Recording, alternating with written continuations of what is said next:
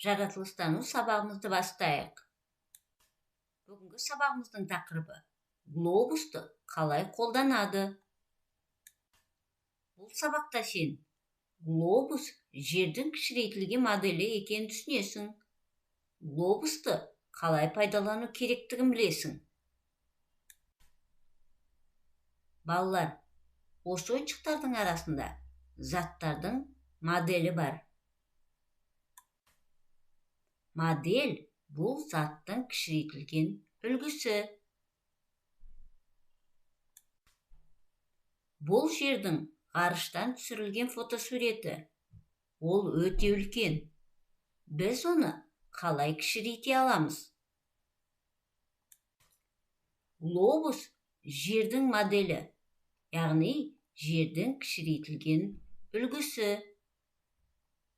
Қызық, неге адамдар мұны басқа бір атаумен атамай, нақ глобус деп атады екен? Дана, глобус деген сөз латын тілінен аударғанда шар деген мағынаны береді. Сондықтан да глобус деп атаған. Енді жердің шар тәрізді екендігі барлығына да белгілі ғой. Сондықтан да басқа атаумен атау керек еді. Бұл ойыңда жөн екен. Ертеде адамдар жерді тегіс, ал аспан жердің үстіне күмбез секілді дөңгеріліп қойылған деп ойлаған. Адам бір бағытта жүре берсе, жердің шетіне жетеді деп ойлаған. Сонда жердің шар тәрізді екенін адамдар ғарышқа ұшпай тұрғанда қайдан білген? Мысалы, ашық теңізге өз туыстарын шығарып салып тұрған адамдар, олардың соңынан қимастықпен көп қарап тұрады. Ақыры кеме көкжиекте жоқ болады. Ал бақылаушы адам биіктеу төбешікке шығып қайта қараса, көкжиек кеңіп, көзден ғайып болған кеме қайта көрінетін болған. Бұл нені білдіреді? Жердің тегіс емес, дөңестеу, шар тәрізді екендігін білдіреді.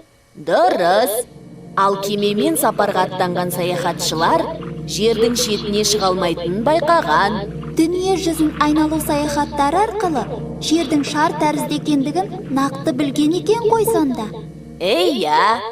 Онда глобустың глобус, яғни шар деп аталуы дұрыс екен. Ол не үшін қажет? Глобус жердің немесе басқа планетаның кішірейтіліп жасалған үлгісі.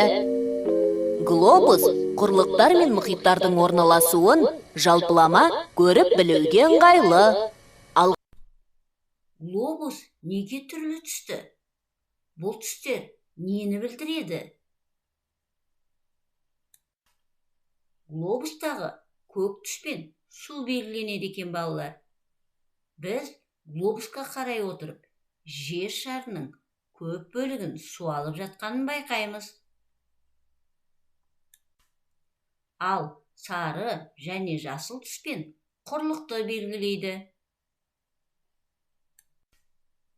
Ақ түс мұз бен қар екен. Балалар, ермексаздан түрлі заттардың моделін жасауға болады. Мынау ермексаздан жасалған жердің моделі. Жарайсыңдар балалар. Енді оқулықтың 58-59 бетіндегі тапсырмаларды орындайық. Ал жұмыс дәптеріміздің 41-42 бетіндегі тапсырмаларды өз бетіңше орында.